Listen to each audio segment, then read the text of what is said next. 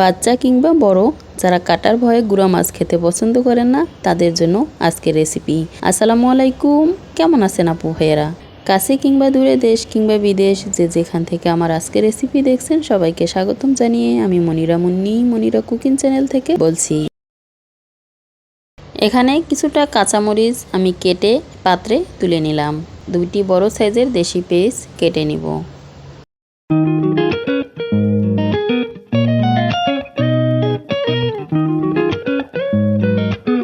এবার পাত্রে তুলে নিব।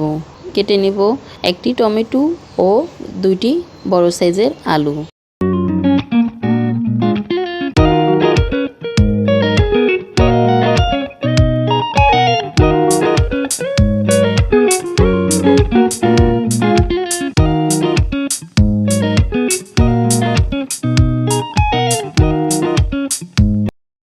আলু কেটে নিয়ে পানিতে ভিজিয়ে রাখবো। আগে থেকে কিছুটা গুঁড়া মাছ কেটে পরিষ্কার করে নিয়েছি পানি দিয়ে। পানিটা ঝরিয়ে নিয়ে এবার পাটায় বেটে নিব। খুব সুন্দর মিহি একটা পেস্ট তৈরি করে নিতে হবে।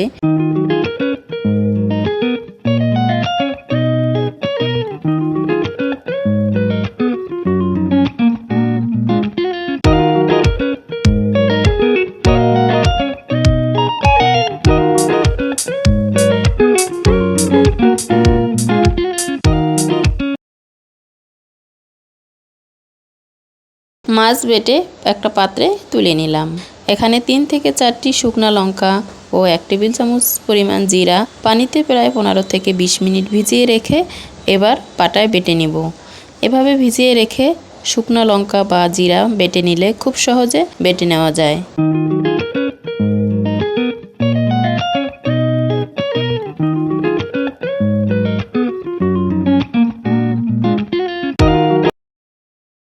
এখন একটা পাত্রে তুলে নিব।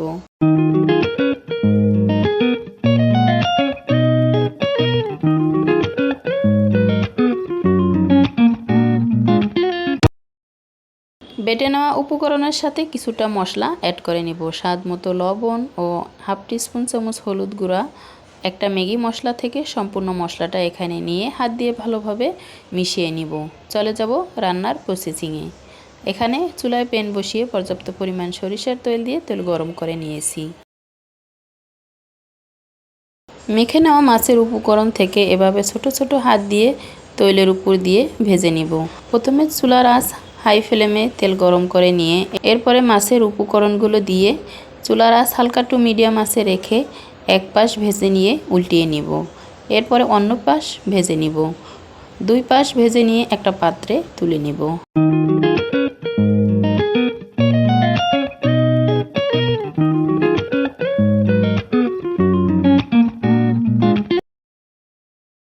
ভেজে রাখা প্যানে কিছুটা পেঁয়াজ কুচি দিয়ে একটু ভেজে নিব। দিয়ে দিব ওই যে টমেটো কুচি।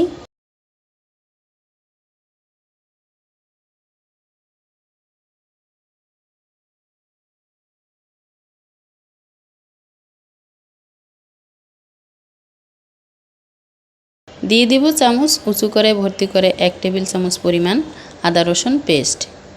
আলতো হাতে নাড়াচাড়া করে তৈলের উপর একটু ভেজে নিতে হবে, মশলার কাঁচা গন্ধটা যেন চলে যায়। 1 কাপ পরিমাণ পানি অ্যাড করে দিব। এরপরে নাড়াচাড়া করে উপকরণের সাথে মিশিয়ে নিয়ে স্বাদ মতো লবণ ও 1 টেবিল চামচ পরিমাণ মরিচ গুঁড়া, হাফ টেবিল চামচ পরিমাণ হলুদ গুঁড়া অ্যাড করে নিয়ে মশলাটা ভালোভাবে কষিয়ে নিব। যখন মশলা থেকে তৈল উপরে ভেসে উঠবে তখন বুঝে নিতে হবে মশলা কষানো পারফেক্ট হয়েছে।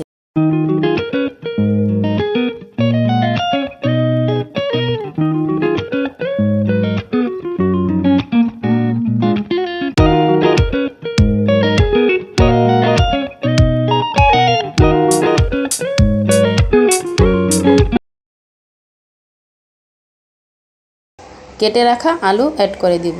এরপরে সমস্ত উপকরণের সাথে ভালোভাবে নাড়াচাড়া করে মশলার সাথে কিছুক্ষণ কষিয়ে নিয়ে ঢাকনা দিয়ে ঢেকে 1 থেকে 1.5 মিনিট অপেক্ষা করে ঢাকনা তুলে নিয়ে এরপরে এখানে অ্যাড করে দিব পর্যাপ্ত পরিমাণ ঝোলের পানি।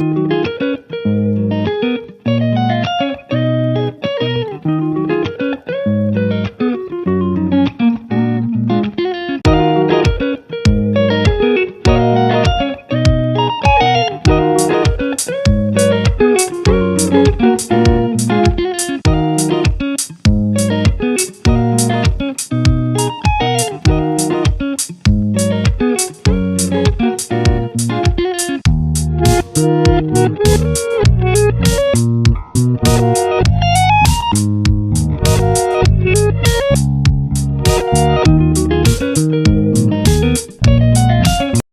সমস্ত উপকরণের সাথে নাড়াচাড়া করে মিশিয়ে নিয়ে এরপরে ঢাকনা দিয়ে ঢেকে অপেক্ষা করব বলক উঠে আসার আগ মুহূর্ত পর্যন্ত।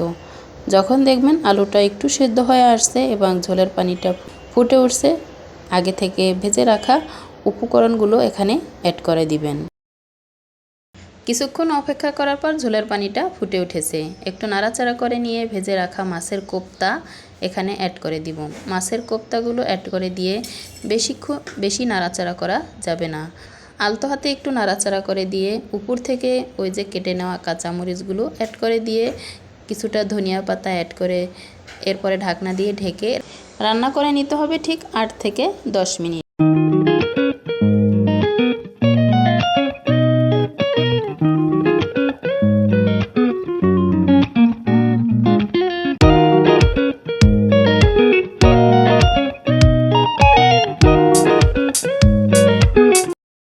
এরপরে চুলা থেকে নামিয়ে নিয়ে গরম গরম একটা বাটিতে পরিবেশন করে আপনাদের দেখিয়ে দিলাম। যে যেখান থেকে দেখছেন ভালো থাকবেন, সুস্থ থাকবেন। আল্লাহ হাফেজ।